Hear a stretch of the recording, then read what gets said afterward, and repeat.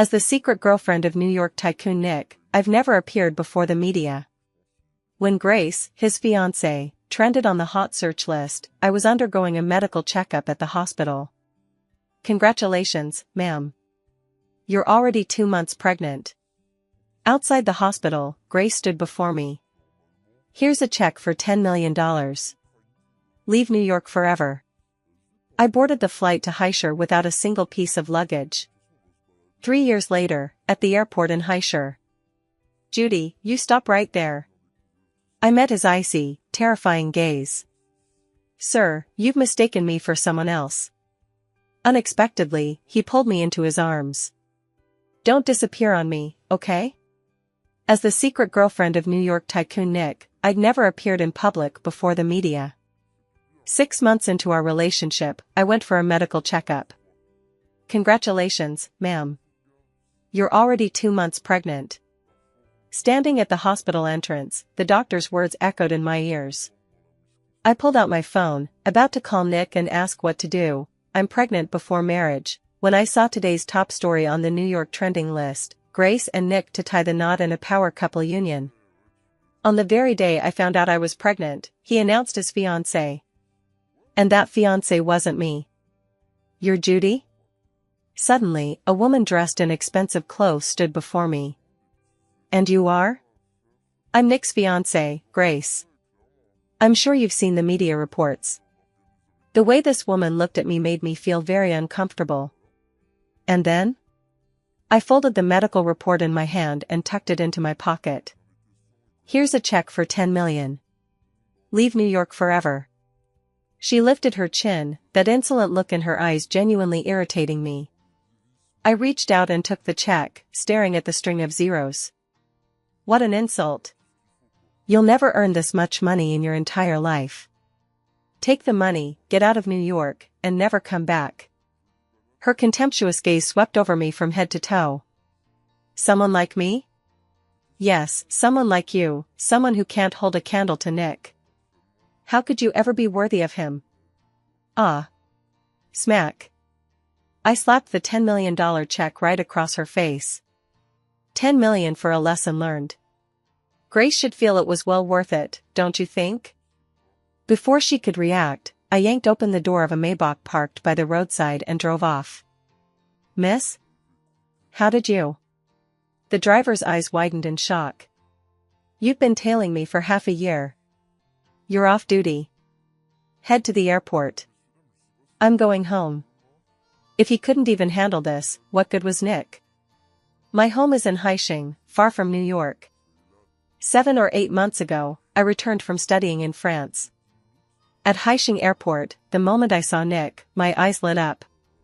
How could a man have such a handsome, almost ascetic face? Could this be love at first sight? I saw the destination on his ticket was New York. So I came.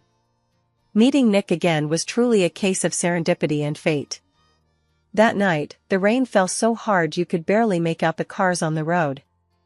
A blue vehicle was parked at the mall entrance, the distinctive color of New York taxis. Hello, to the Jianglai Hotel. Once inside, I realized this wasn't a taxi at all. My apologies, I said awkwardly, feeling embarrassed. Nick, you're my savior. If you hadn't come, I wouldn't have been able to get out of this mess. Before I could finish my sentence, another man climbed into the passenger seat. Suddenly, he spotted me sitting in the back seat. You, his girlfriend? The man in the passenger seat stared at me in shock. No. It's a misunderstanding, I hurriedly waved my hands. I wanted to say I'd gotten into the wrong car, but when I looked toward the driver's seat, I met those dark eyes. What? After searching high and low, I finally found him. It was like finding a needle in a haystack, and I actually got lucky. The driver turned out to be that austere, aloof man I met at the airport. So his name is Nick, I silently repeated his name in my mind. Get out.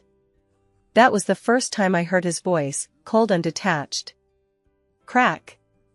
Thunder roared outside. Sorry. It's pouring so hard, I thought it was a cab. Nonsense. How could my limited edition color scheme look like a New York taxi? The man in the passenger seat protested. As we spoke, another passerby ran up to flag down the car.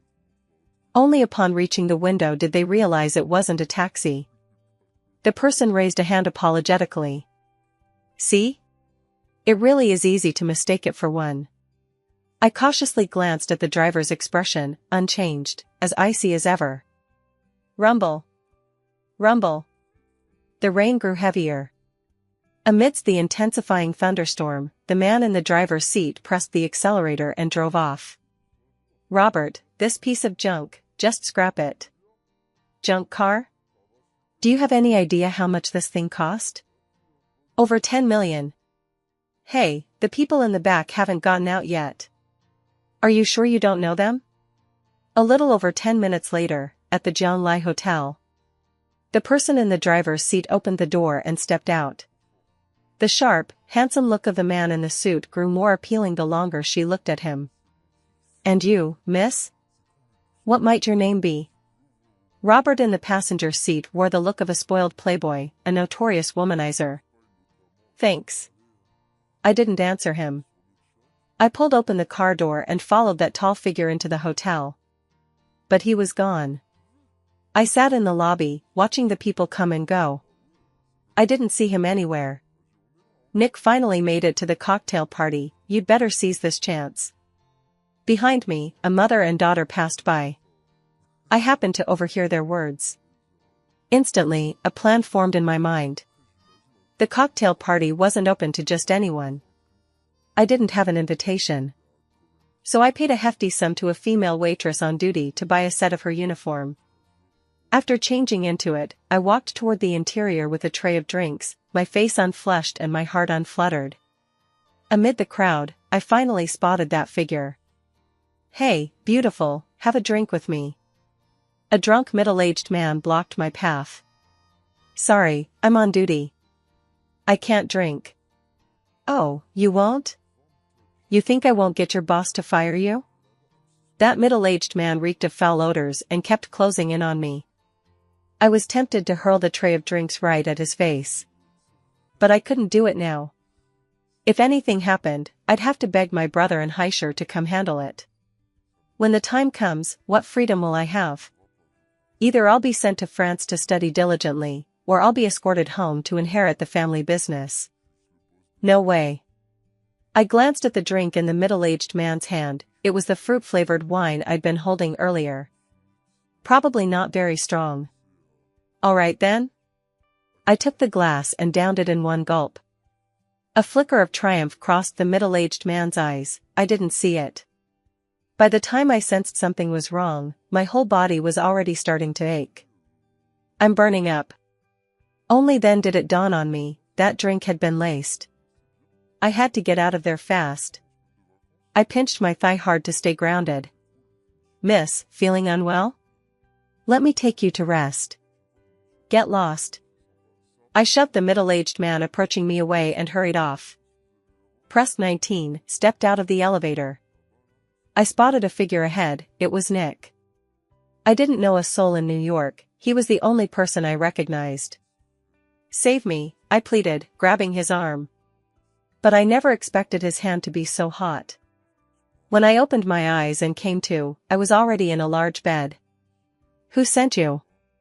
Nick sat slumped on the sofa beside me, his clothes disheveled, a lit cigarette in his hand. I looked down under the covers. I was completely naked. Had Nick slept with me? HM?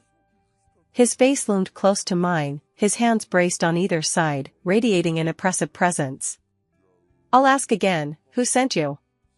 His tone was icy, devoid of any patience. No one.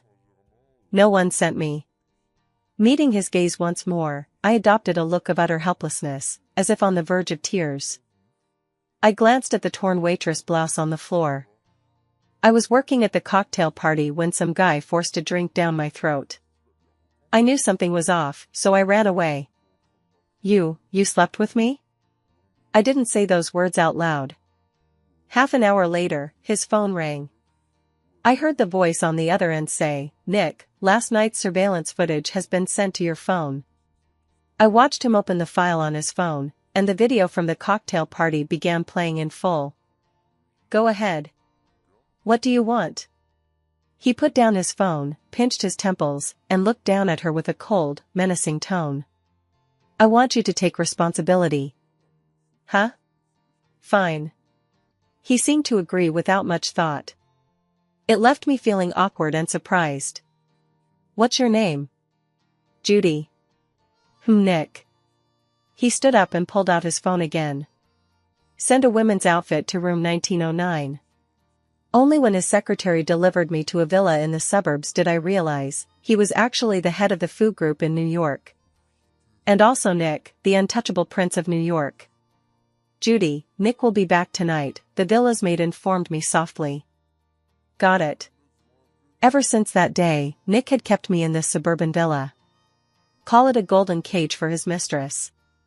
Call it what it is, a relationship without recognition. But I'm perfectly happy with that. I'd hate to be featured in New York's tabloids.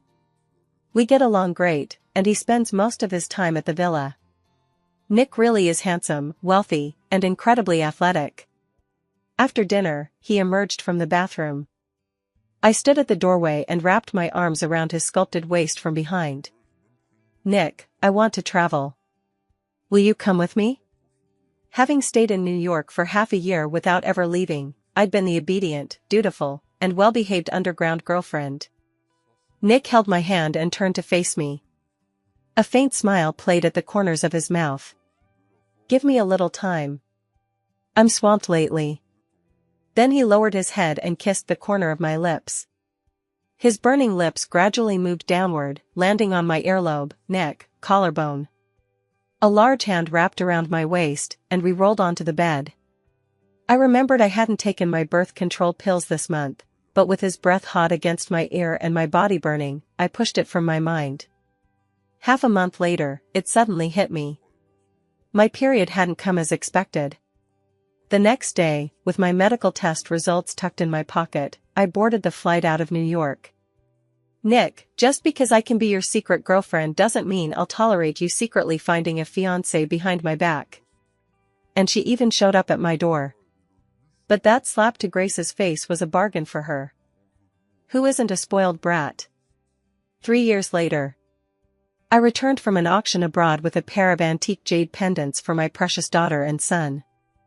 As soon as I stepped off the plane at Shanghai Airport and exited the turnstile, a cold, familiar voice rang out behind me. Judy, you stop right there. I froze at the sound, suddenly remembering who this voice belonged to. Nick. What a coincidence, how did he end up at Jaime Airport? Wait, 3 years ago he had a fiancée. He might even be married with kids by now. How could he still remember me? He grabbed my wrist, and I turned around. Nick stood there in a black suit, looking just as handsome and cool as he had 3 years ago, a face you couldn't tear your eyes away from. Meeting his icy, piercing gaze, I said, "Sir, you've mistaken me for someone else." His grip on my wrist tightened. I seemed to have angered him. You've kept me searching high and low, Judy. His expression was icy, yet his eyes seemed to be holding something back. Judy, who is he? Another familiar voice echoed in my ear. It was my brother, Levi. How come he had time to pick me up today? Judy, who is he?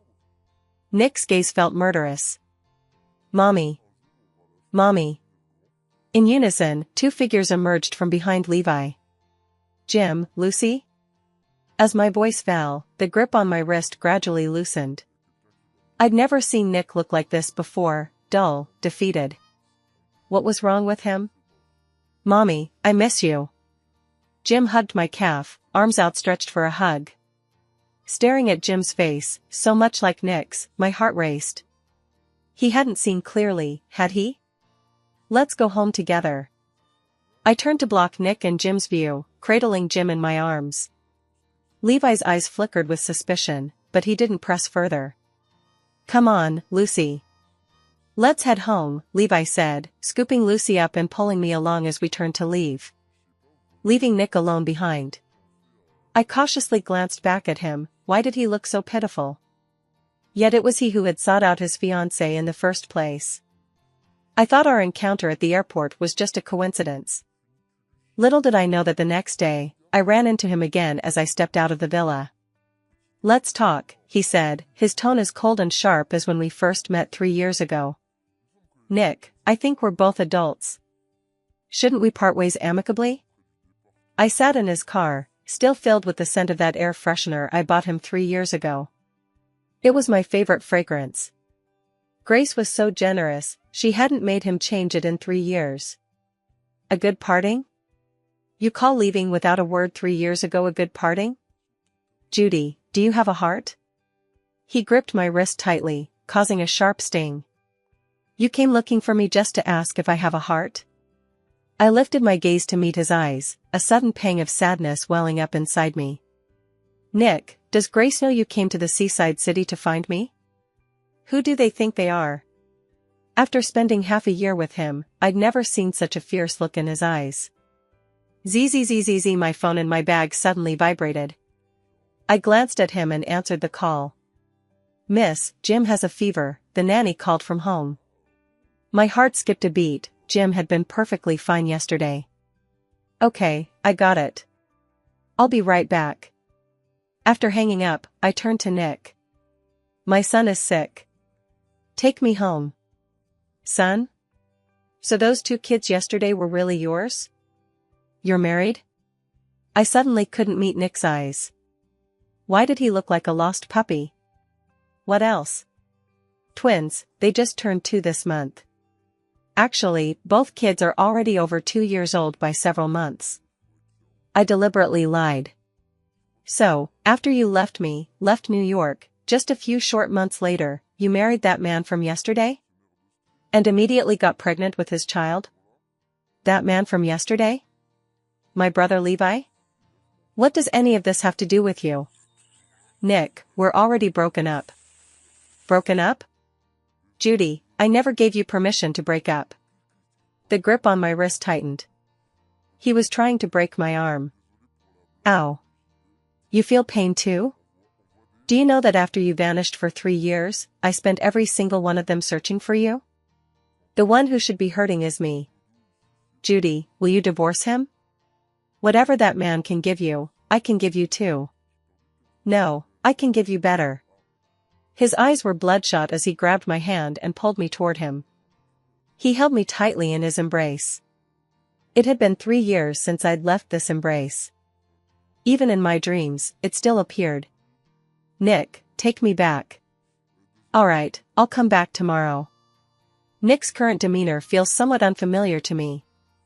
When did he become so obedient and compliant? The next day, Jim's fever had broken, and he was resting at home. I took Lucy out of the villa, planning to head to the mall. Mommy, cool uncle. Lucy sat in the car, pointing at the expensive luxury car parked by the roadside. The car window rolled down. Nick's face was clearly visible. Mommy, uncle is handsome. I see him, but our Lucy is the prettiest. I pinched Lucy's soft, fair little cheek. Lucy, just over 2 years old, takes after me, while Jim is looking more and more like Nick. Our family driver drove all the way to the mall, with Nick's car tailing us the entire journey. Miss, would you like someone to handle this? The driver asked me, glancing at the car in the rearview mirror.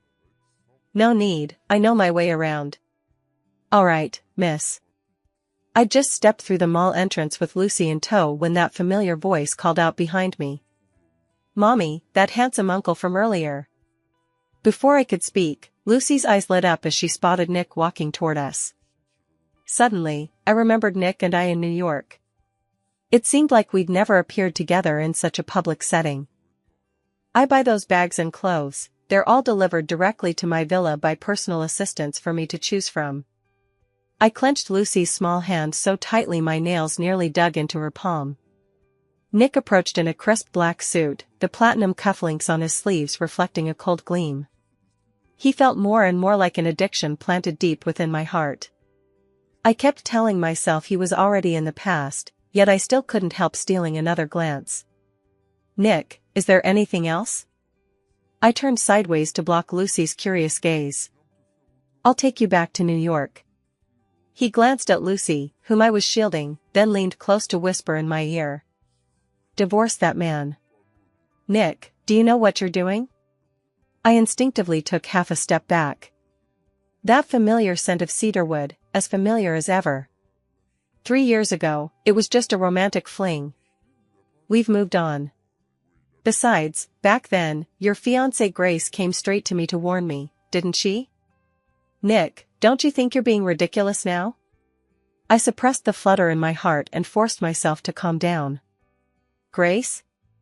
She's not my fiancée. There's nothing between us. A flash of sharpness flickered in Nick's eyes, as if this topic had shattered his composure.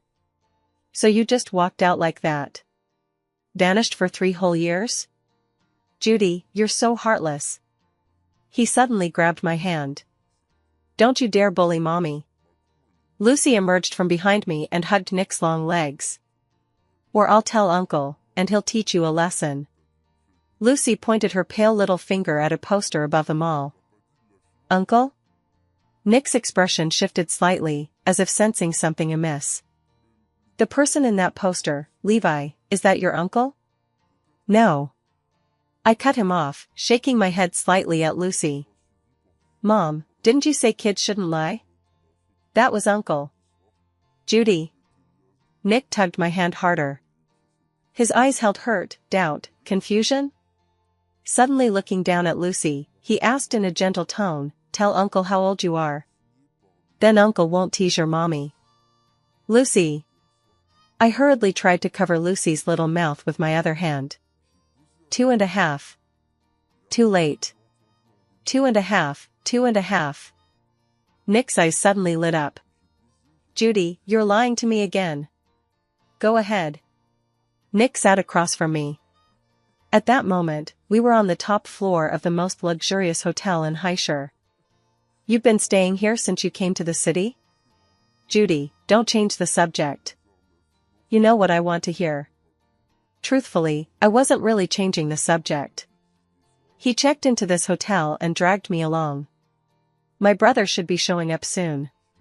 Since this is a hotel under the One High Group, Levi should have been notified the moment I appeared in the lobby. All right. Given his nature, even if I hadn't said anything, he would have found another way to verify his suspicions later. It's just as you think. When I left 3 years ago, I was pregnant. Jim and Lucy are your children. And I never got married. The man you saw at the airport that day was my brother, Levi. Before I was called Judy, I had another name, Wendy. At 18, I went abroad. I begged my family to let me change my name to what it is now. Wendy? The only daughter of One High Group. No wonder I could never find your original information. No wonder I couldn't find you for 3 whole years. Nick leaned back on the sofa, the corners of his eyes slightly red. Jim and Lucy may share your genetic ties, but our family circumstances aren't bad either. They have to stay with me. So now you think I'd snatch the kid? Knock knock knock. The sound of knocking came from outside the door, seemed like my brother had arrived. Nick shot me a look, as if warning me not to run off. Hand over Judy. My usually gentle and composed older brother must have realized the man before him was the reason for my pregnancy before marriage. Nick took 2 punches from my brother without resisting. I'll take responsibility, bro. Who the hell is your brother? The situation quickly spiraled out of control. Bro, stop hitting him. I was the one who dumped him. He didn't do anything. I stepped in front of my brother, shielding Nick behind me. His handsome face was already bruised and battered. I have no idea what Nick and my brother talked about. When my brother came out of the room, he wasn't angry anymore. Judy, Jane's sick and in the hospital. Would you like to go to New York to see her? She's been at the villa all these years. Jane was the elder who cared for me most while I was in New York. When I lived in the villa Nick gave me, she looked after all my daily needs and treated me very well. Go if you want to. Jim and Lucy have me, my brother said. It seemed he and Nick had reached some kind of understanding. All right. I didn't hesitate. Besides wanting to visit Jane in New York, I also needed to figure out exactly how I felt about Nick now. The next day, Nick and I boarded a flight from Miami to New York. "Judy, are you hungry?" Nick's question caught me off guard, making me feel as if it were 3 years ago. "Let's go to the hospital first and see Jane." "Okay." Hearing his immediate reply, I couldn't help but glance at Nick. He didn't seem as defiant as he had 3 years ago. We arrived at the hospital entrance. "Judy, put on your mask." Nick handed me one. "You've always had a weak immune system, be careful." "Thanks." His carefulness touched me a little. Soon, we reached Jane's hospital bed. "Jane, look who's here." Nick set the bag full of nutritional supplements beside the bed. "Nick, why did you bring so much again?" "It's just a minor issue, I'm fine." "Judy?" Jane's eyes suddenly welled up as she looked at me with emotion. "Jane, it's been ages. How are you feeling now?" I took Jane's outstretched hand, my eyes stinging uncontrollably. "Fine, fine." "Judy, Nick finally found you. You have no idea how much Nick has searched for you these past years." "Jane." Nick interrupted her. "Nick, you see, at my age, I tend to talk a lot." At the hospital, Jane and I talked for quite a while. Seeing that Jane was out of serious trouble, I finally felt much more at ease. Only after leaving the hospital did it dawn on me, Nick had been using Jane as an excuse to lure me back to New York. He was still that scheming Nick. "Hungry? I'll take you to try the new dishes at Imperial Garden." Without my noticing, Nick had the driver bring over the car I used to ride in all the time. "All right." The food at Miyako Garden is still delicious, all my favorites. His affection for me is etched in my memory. "Finished eating?" Mind meeting someone?" He glanced at his wristwatch, his expression unreadable. "Who?" The private room door swung open. "What's this?" I stared at the woman being pushed inside, so familiar. It was Grace. What was Nick playing at? Was this some kind of cruel joke? Thud. Grace actually knelt before me. "Judy, I'm sorry." Tears glistened in Grace's eyes, making her look like a weary beauty. 3 years ago, it was my fault. I shouldn't have sought you out, nor let you leave New York. The engagement the media announced back then wasn't real. I bribed the media to publish those reports. "Judy, I'm sorry." Grace now bore no resemblance to the haughty woman she'd been 3 years ago. "Nick, I'd like to speak with her alone." Suddenly, I wanted to know what Grace truly wanted to say. Her eyes were red from crying, yet they seemed to devour me. "All right. Call me if you need anything." Only Grace and I remained in the private room. She gripped her knees and slowly stood up. "Go ahead," I prompted her. "Now you can say whatever you want." "Judy, why did you come back? To laugh at me?" Grace's earlier act was clearly for Nick's benefit. "Nick threatened me with our family's future to make me come apologize to you." "What did you slip him?" "Why should I? It's been 3 years. He still can't get over you. The day after you left New York, he called off the engagement his parents had arranged between our 2 families. You made me a laughingstock in New York society. He managed to seize control of the household in just 1 year, all for you. Did you know he confined his own parents to the ancestral home to secure that power?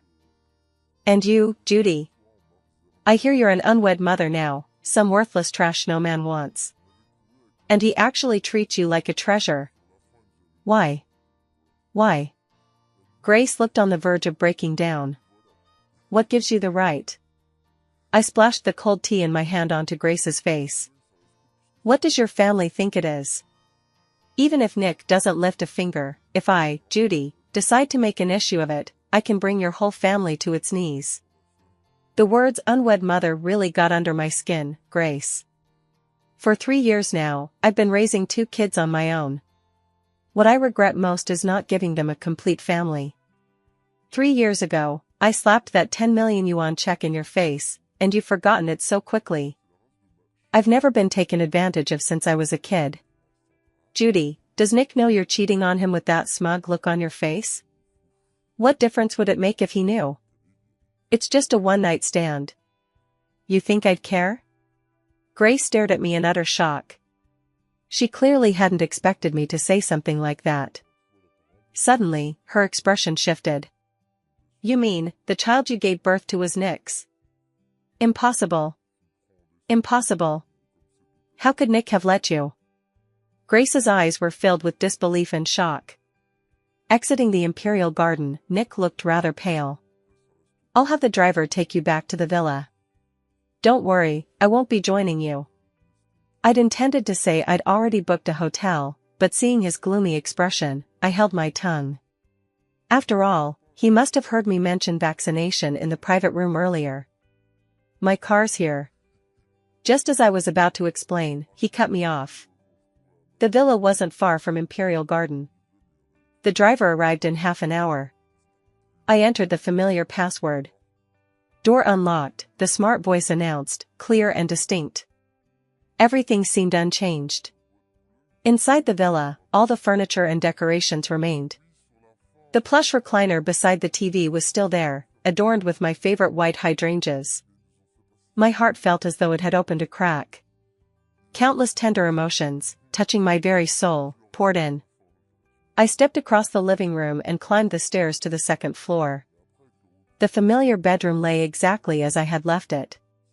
All the clothes, bags, and jewelry in the wardrobe were still there. It seemed there were even more now. Nick. I whispered his name, overcome with emotion. Lying on the soft bed, I recalled every little moment we'd shared. I did love him. Only, back then, I didn't seem to understand my own heart. So when Grace appeared before me, when I suddenly learned I was pregnant, when I saw the trending headlines on my phone, all I wanted was to escape, to leave. Now, I desperately want to see Nick. Hello? A man answered on the other end. Judy? It's me. Where's Nick? I felt a surge of impatience. Damn. Judy, you're really back? It's Robert, remember me? Nick, we've got a bit of a situation. How about you come over? He'll only listen to you. Robert rattled off a whole bunch on the other end of the line. I stepped out of the villa, but the driver who had brought me there was already gone. By the time I hailed a cab and reached the location Robert had mentioned, over an hour had passed. As soon as I got off the bus, I saw Robert looking frantic. He did seem more reliable than he had 3 years ago. Judy. It really is you. You're my savior. Hurry up and deal with Nick. Following Robert inside, I found myself in a packed bar. The music was deafening. Robert led me into a private booth. I cleared everyone out. He drank too much, take a look. Nick's suit jacket still lay draped over the side of the sofa. He wore a white dress shirt, the buttons below his neck casually undone. It must be said, even looking so disheveled, he was undeniably handsome. I shook my head, pushing those jumbled thoughts aside. Nick? I stepped in front of him and called out. He seemed not to hear, downing another shot of hard liquor. His slender fingers gripped the bottle again, pouring it into the empty glass. I grabbed his hand. Get lost. The words caught in his throat as he looked up. Judy? He set down the wine bottle and grabbed me by the wrist. He yanked my arm hard, sending me crashing toward him. I'll wait outside. Robert raised his hand as if shielding his eyes. No need. You take him back to the villa. Robert and I flanked Nick, helping him into Robert's car. We arrived at the villa. Judy. Robert guided Nick to the villa entrance. Nick never lets anyone else into this villa. So, I'm counting on you. Fine. I had no idea Nick had such a weird curfew. What kind of territorial nonsense is this? Seeing I'd agreed, Robert hurriedly turned and opened the car door. He stepped on the gas and took off. It felt like Nick was a hot potato. The weight on my shoulders suddenly grew heavier as Nick's arms slumped onto me. Supporting him, I guided him into the villa. "Nick, haven't seen you in years, and you've turned into a drunk?" I couldn't help but tease him, staring at his flushed cheek. Helping him up to the second-floor bedroom, I felt every ounce of my strength drain away. "Lie down." I shifted his arm off my shoulder, but the difference in our weight was significant. His entire body pulled me down as he collapsed onto the large bed. "Get up." Now, I found myself pinned beneath Nick, lying on the big bed. "Nick, snap out of it." I slapped his cheek. "Judy, it hurts so much." Nick's hot breath tickled my neck. "Hurt?" "I didn't use much force." I explained. "It hurts here." Nick, still on top of me, propped himself up with one hand and looked down at me. He tapped his chest. "Judy, I know. You're angry that 3 years ago, I couldn't even handle someone like Grace. I thought you'd come find me to hear my explanation. But you just vanished. Disappeared. Do you know how I felt back then? I searched all over New York for you. I practically turned the city upside down. Grace and I weren't engaged. You were the only one in my heart. After you left, I finally realized. I can't live without you." He braced himself on either side of me, our eyes locked. I saw his eyes, misty and bloodshot. Like an abandoned wolf cub. "I thought you coming back to New York with me was my chance. But you said it was just getting vaccinated and having kids, you didn't care?" "Huh, Judy. I surrender. I've lost to you completely, utterly, without any dignity left." He must have overheard what I said to Grace in the private room. And he took it to heart. "Nick, don't get the wrong idea. I was just venting." I felt a twinge of guilt. "What, are you trying to sweet-talk me again? Just like before?" Nick's voice was slightly choked, as if he were holding something back. "You used to be just like this, so sweet and adorable, always knowing exactly what I wanted to hear. Judy, will you come back to me?" His fingers gently traced the strands of hair by my ear. "You." The handsome face before me suddenly drew closer. He lowered his head and kissed me. As our lips met, one of his hands cupped the back of my head while the other gradually slid around my waist. Things seemed to slip beyond my control. The room's temperature felt like it was steadily climbing. Finally, just as I was about to suffocate, he ended the kiss. His hand trembled slightly as it brushed across my brow and eyes. "Judy, come back to me, will you?" Then he leaned down, his scorching breath sending shivers through me as his kiss landed on my neck. 3 years had passed, yet Nick still knew my weak spots. One night of reckless abandon. The aftermath left me feeling like I'd been torn apart. When I opened my eyes, Nick was lying on his side, staring at me. He truly had a face that could bewitch me. Poisonous. "Judy." That magnetic, warm voice came from his lips. You turn around quickly." I actually felt a bit shy. I raised my hand to nudge him. A shimmering object between my fingers made me pause. It was a large, dazzling pink diamond ring. It was right there on my fingertip. "This is..." I've had it ready for 3 years. My heart felt like it was racing, pounding wildly. "Will you marry me?" He sat up in bed, looking at me earnestly, his eyes filled with caution and unease. "The vaccination, I'll accept it too." My sudden words hit me like a thunderclap. I couldn't hold back any longer. I rose and pulled him into my arms. "Nick, just be that proud version of yourself, okay?" My heart ached. In that moment, I felt like I finally understood my own feelings.